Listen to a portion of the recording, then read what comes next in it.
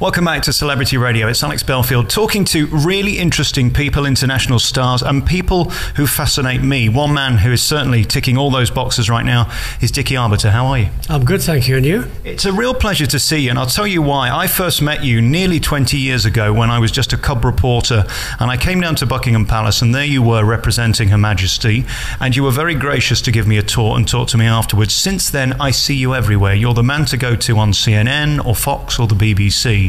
It must be great to be you.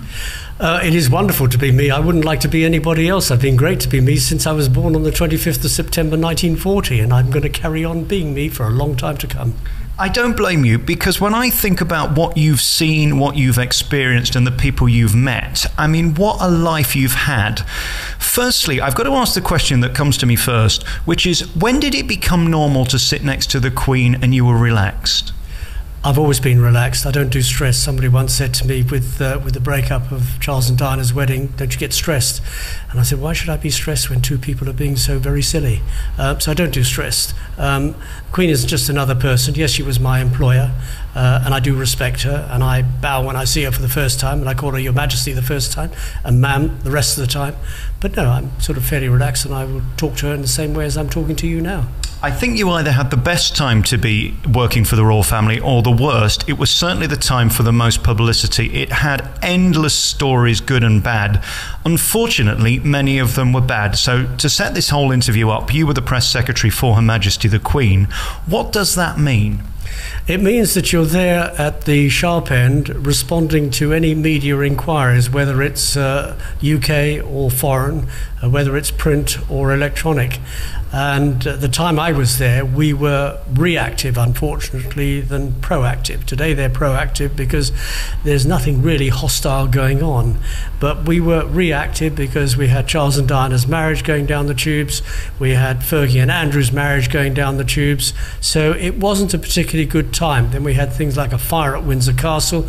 We had rather peculiar people breaking into Buckingham Palace, which wasn't terribly helpful at all. We just had all sorts of things happening that shouldn't have happened, but they did, and we reacted to it best we could. How do you know you're making the right call when the phone comes in and they say, we've got a picture of a certain royal member of the family who's sucking someone else's toe, and you then have to give a statement in defense of that? How do you know you get it right? Is it just an instinct? Well, it is an instinct, but when you get somebody sucking somebody else's toe, you say, well, you've got the picture, you make up your own mind about it. It's when you get somebody phoning you at 3 o'clock asking you a very silly question, was Prince Philip ever in the Navy? It's then you tend to use an expletive and put the phone down. Yeah, you just make a judgment call at the time. I suppose my radio training, which does teach you to ad lib, is a good background rather than television where you're dependent on an auto cue. Got to help the television presenters if the auto cue breaks down. So yes, you sort of do make a judgment call at the time, and most of the time it's right. As I always do in these in-depth interviews, let's go back right to the beginning. Were you always communicative? Were you always a talker? Oh, I've always been a talker, never been a writer. I worked hard at school, but I never did homework. So that probably contributes to my lack of being able to write properly. I can write a good letter. I suppose I can write a short article. But when it comes down to writing a book, I write as I talk.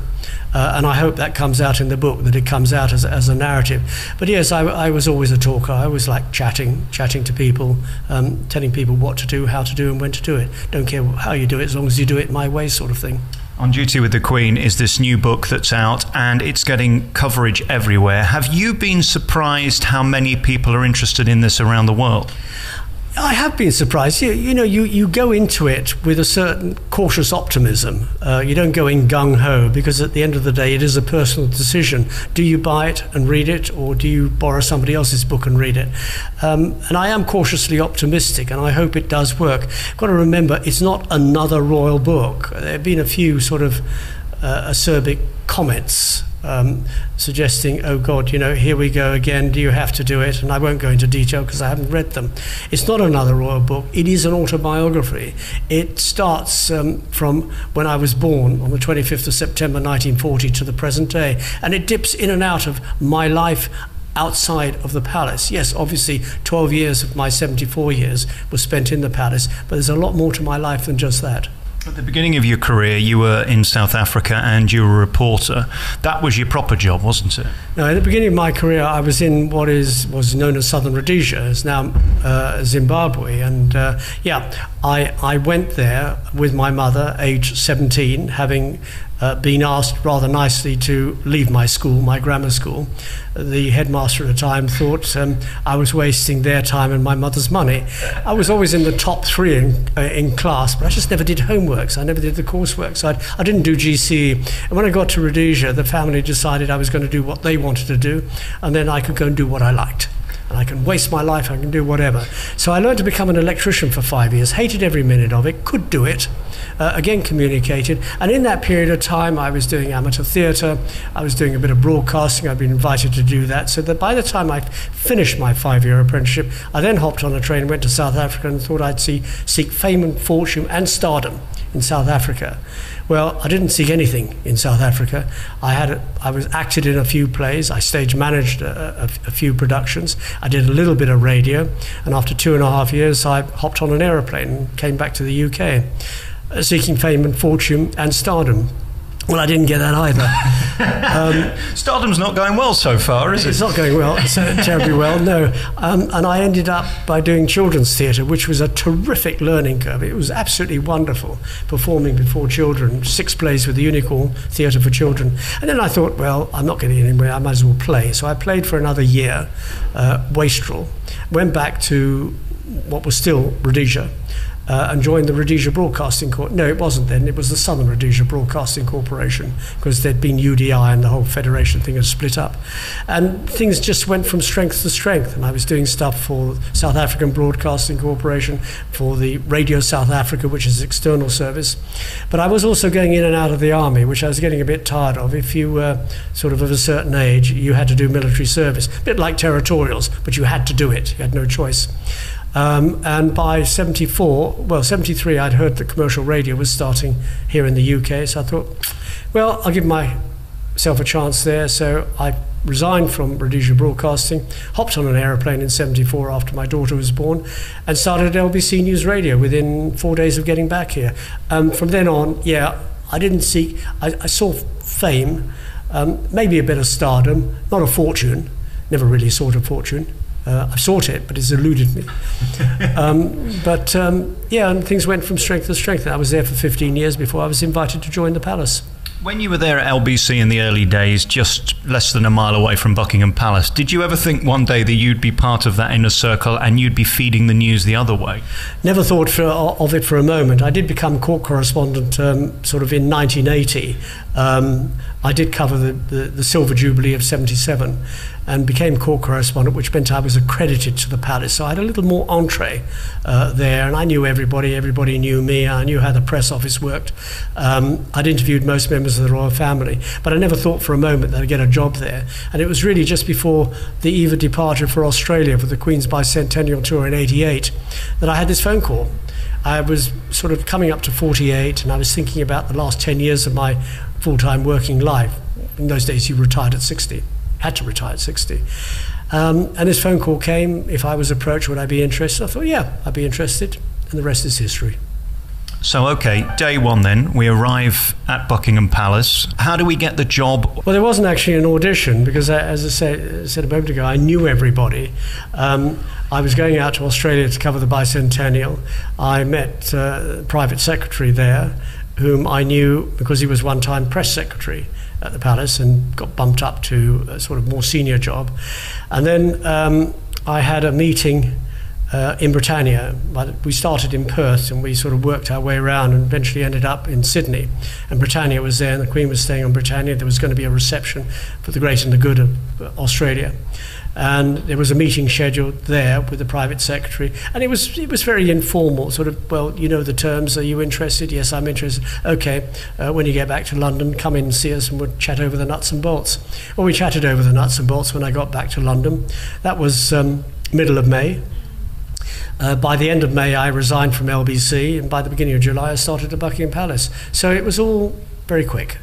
What is that feeling like the first time you walk in a room like I just did today meeting you, but she's the Queen and you've got to now represent her and effectively defend her, haven't you? Well, I was rather lucky because I had met her before on previous occasions. I'd met her in Jordan, I met her in China, and I met her in Australia. You know, not to have a long chat, but she knew who I was and I who knew she was, which I would do, wouldn't I? So it wasn't so much... I wasn't worried about it, and I've always been somebody who will talk to somebody on the same level while still respecting that they are my employer or they are more senior than I am. So there wasn't any sort of concern, and I think I displayed this when I went up to Balmoral. I think it's less of a PR world in those days when you started as it is today, but nevertheless the word has got to be trust, hasn't it? That she's got to trust you. How long was it before you felt like she trusted you? It wasn't very long. When the head of state calls you by your given name, then you know that you're okay. And she started calling me Dickie fairly soon in. So I knew that I was okay. If it's Mr. Arbiter, or not even referring to you by name, then you've got a problem. You were involved in so many scandals through those years that you were at the palace. Which one brings the hairs back up on the back of your neck and you wish you could either live again, do differently, or avoid? Well, I was never actually involved in the scandals because they were actually created by the principals themselves. I mean, firstly, there's the Diana Her True Story, the book by Andrew Morton, which she denied having given help to, but she did indirectly through an intermediary. There was the Prince of Wales's interview in which he confessed to having committed adultery while married to Diana, which he did actually, interestingly enough, sitting in the choir stalls at St George's Chapel, Windsor. And then there was Diana's panorama a year later, in which she said there were 3 of us in this marriage, so it was a bit crowded. So there were things that were created by them. The original Prince of Wales interview was supposed to be rather bland. It was going to be a sort of a bit of a biog of what a jolly fine fellow is, the sort of charitable work that he does, to coincide with the 25th anniversary of investiture. Somebody moved the goalposts and it became an hour and a half. It became confessional, and it was all wrong. And people remember it for his confession rather than for anything else. So they were things that of their making rather than my making. I suppose the one long-standing memory I have is really the funeral, the death and the funeral. We gave her a jolly good send-off. We did things right. We, and I say we being Buckingham Palace, there was no Downing Street interference. They wouldn't have been allowed to interfere anyway because they didn't know what to do. The only tick in the box that they did was that there'd be unlimited funds to do what we had to do. But that is it, and we did do a good job, and I think most people will agree to that. 2 questions on the back of that. I'll come to the second in a moment. On that specific point, there was, though, a point where the Queen was questioned about not being at Buckingham Palace, not saying anything. She then came back and did, and the whole world relaxed. Were you involved in that decision? Did you encourage her to, or did you initially at the beginning say, just hold off, wait for a moment? Firstly, the Queen doesn't do things to order. She doesn't do things to an agenda. She does things when she feels that it is right to do. And if she had paid a tribute to Diana on the Monday, the day after she died, she would have been expected to do something else at the end of the week. And it was a conscious decision that A, she was going to come back at the end of the week in time for the funeral, and B, that she was going to pay tribute to Diana, but in her own way, in her own time. The fact is that Charles, Prince of Wales, and William and Harry came back the day before. You may remember that they walked around Kensington Gardens, absolute composure written all over their faces. There's a saying in royal circles, you don't wear private grief on a public sleeve. And they did a marvellous job, while all around them people were weeping and wailing. The next day the Queen came back to London, and she first of all went to look at the books of condolence, a walkabout afterwards. There was polite applause from mourners waiting to sign the books. She then went down to Buckingham Palace and did the same, did a walkabout in an enclosure, put flowers down for people, talked to mourners, and left to go back into the palace. And again, when she arrived and when she left, there was polite applause. Now, the media got it wrong. They were looking for a story. By Wednesday, there was no story to be had. Diana had died. The funeral arrangements were all out. The biographies of Diana, what she had done, were all out. They had to find something else. So they whipped up a public frenzy against the royal family. For the first time in her reign, the Queen put family before duty. They forgot the media, that there was a 12-year-old and a 15-year-old grieving for the tragic loss of their mother in such public circumstances. And if it hadn't been for their grandparents, they wouldn't have been able to do what they did on the day of the funeral, and that's walk behind the gun carriage, absolutely dry-eyed and stoic. They couldn't have done it, but it was their grandparents, both the Queen and the Duke of Edinburgh, who put them into a position where psychologically they could do it. Psychologically they could do what they did in Kensington Gardens, to walk around when all around them people were weeping and wailing. These are two teenagers. What teenager can do that? It's a very hard thing to do, but they did it. And if it hadn't been for their grandparents, it would have been a very different story on the day of their funeral. And I think the great British public realised that it was their grandparents and it was their dad who had been up there with them to counsel them, to help them get through the first few days, to let them go off on the estate and do what they liked, when they liked and how they liked, that they were able to do what they did on the day of the funeral. Aside from Diana being a mother and being someone's daughter and brother and having a grandmother and all the emotion involved, from a press officer's point of view, was she a thorn in your side? Diana wasn't a thorn in anybody's side. She did do some things that didn't necessarily approve of, like helping Andrew Morton with his book indirectly by doing Panorama. She did ask advice about things that she had an idea to do, and if they were fine, I'd say, yeah, but it could work, we'll make it work. Or if it was a loopy idea or had every possibility of not working, I'd say so. And if it was something that it wasn't going to work, and I said so, she wouldn't talk to me for a couple of weeks. And then she'd want something done, pick up the phone, Dickie, can you do X, Y, Z? And she'd giggle. I'd say, are we talking again? There'd be another giggle, and off we'd go again.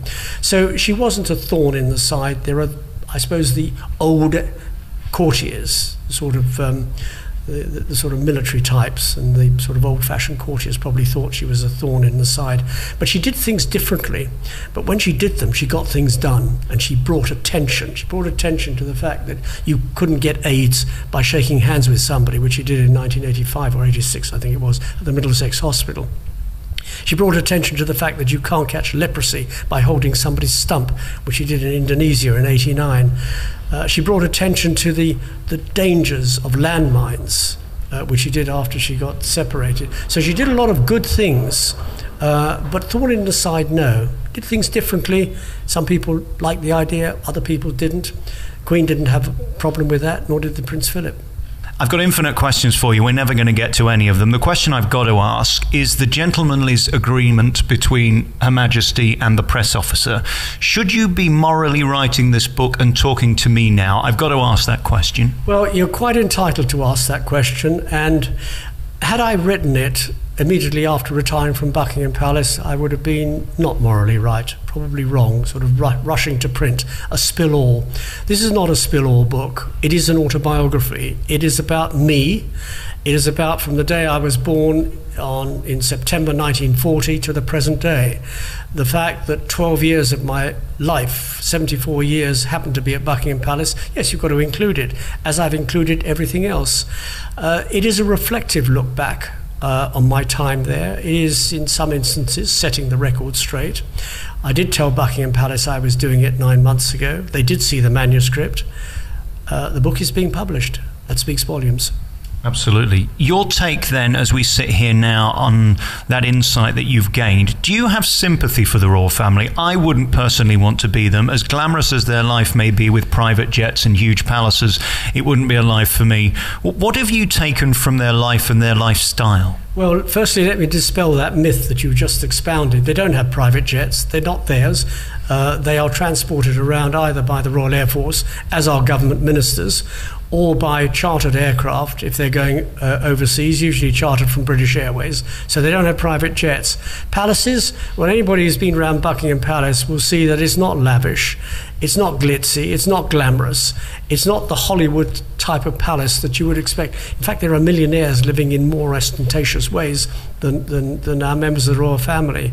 Would I want to be them? No, not particularly, because I'd like to lead a private life, which they can't. They're being sort of continually looked at by cameras, and this is great British public too, with their phone cameras. They're constantly being written about. Lifestyle, well, they have a pretty good lifestyle if they're left alone to enjoy it. It's a lifestyle that a lot of people have. They just happen to have it in slightly bigger houses and being able to afford it a little bit better than most people. But I don't think I would like that lifestyle. I'd like to be able to do what I like, how I like, when I like, without having a camera shoved up my nose to doing it. Exactly. And then we look at the royal family today, who have never been more popular, really. I mean, they've never had a period of such longevity where it's good press, not bad press. But the boys, of course, are the future. Do you worry for them? Do you have concerns that they're, as you say, in this culture of celebrity and sort of becoming celebrities? Both William and Harry are pretty adept at being able to mastermind what they want to do and what they don't want to do, what they want the media to cover and what they don't want the media to cover. And a good example of that was last year when Prince George was born.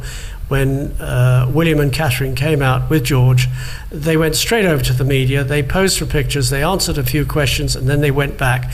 And they're media managing themselves with help from the press office, but they're the ones that are in control.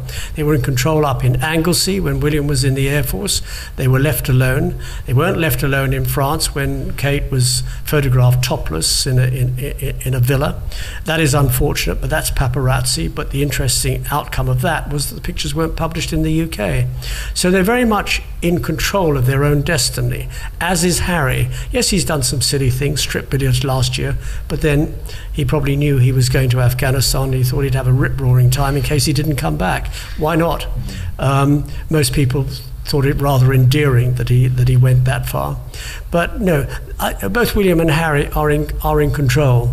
They're not suggesting for a moment they're control freaks, but they are very much in control of what the press can have, what they can't have. And if they want, then they've got to play by the rules, their rules. Right. If there were to be any royal member of the family here now, it'd probably be Prince Philip I'd want to interview the most. Is he as much fun in real life as he appears from time to time on camera? Prince Philip doesn't suffer fools. He likes good conversation. He likes good company. And if you've got nothing to say, then he can't be bothered with you. He doesn't make small talk. There was a lot written about him years ago, that he was a philanderer, that he sort of chased after various women, which couldn't be further from the truth. Yeah, he's a good sort of solid red-blooded heterosexual male, but he window shopped. He didn't buy. Talking of which, I interviewed Max Clifford a few months ago before all the nonsense happened, and he wrote a book in which he talks about Diana and Hewitt, and he claims he represented Hewitt, and Hewitt is the father to Harry. What is your take on that? Do you have any comment on that whole story that seems to go on and on and on? You know, the Hewitt, Harry, Diana story is one of those things that's been gathering moss and is a myth that's become fact. Hewitt was after Harry was born. End of. But in the interview I did with Max, he insists it absolutely wasn't. From your perspective and from your knowledge, that was the case, that did not happen until after Harry was born. Well, if you believe Max Clifford, you believe anything, and he wouldn't be where he is now, would he? Very, very good point. Dickie Arbiter's new book is out now. It is fascinating, not only the life you led in the public eye as the press officer for Her Majesty, but before and after. Your life now, is it thrilling to be sat here talking to idiots like me about your life and to always be referred to? You're the go-to guy around the world, aren't you, when it comes to royal issues? Well, I'd like to think I'm the go-to guy, but please don't be self-deprecating. You know, you're doing a job. You know, this is a terrible British habit, being self-deprecating. Come on, you know, you've got to say, I'm great, I'm good at what I'm doing, because if you weren't, you wouldn't be doing it. Well, I'm not bad, but it's not like working for a living talking, is it? Everybody else can do it. Well, I'm enjoying life. You know, people say, well, you know, you're enjoying retirement, enjoying holiday. I've been on holiday since I was born. It's just that I happen to be working in between. No, I'm enjoying myself, and life is all about enjoying yourself. We're not a long time here, and we're a long time dead, so make the most of it while we're here. Very finally, are there another 100 books that could be written if you had the inclination about your 10 years within that royal family? Ask me if there's a next time. Dickie Arbiter, thank you so much for your time. Thank you.